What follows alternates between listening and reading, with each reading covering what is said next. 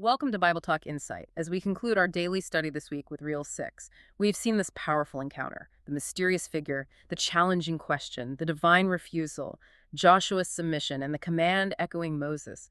It leads to the ultimate question. Who is this captain of the Lord's army? That's the big one, and Bible scholars have explored it deeply. Some see this figure as a powerful angel, perhaps the angel of the Lord who often represented God's presence in the Old Testament. Oh, okay, acting as God's representative. Right, but many others, and this view has gained a lot of traction, interpret this as a Christophany.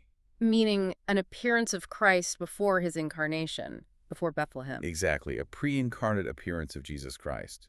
Several things point that way. Like what?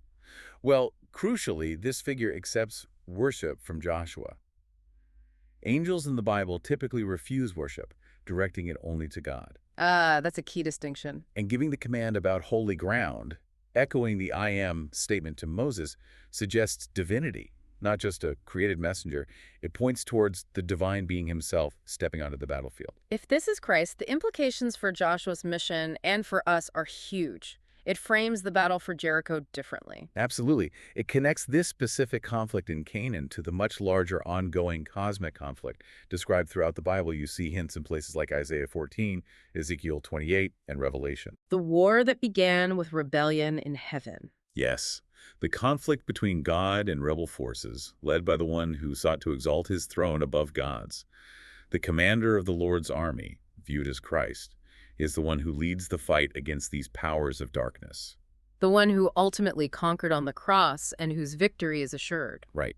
His appearance to Joshua shows that God is always in conflict with rebellion, and true victory comes only under his leadership, not human might or strategy. So bringing it home for us, this ancient story isn't just history.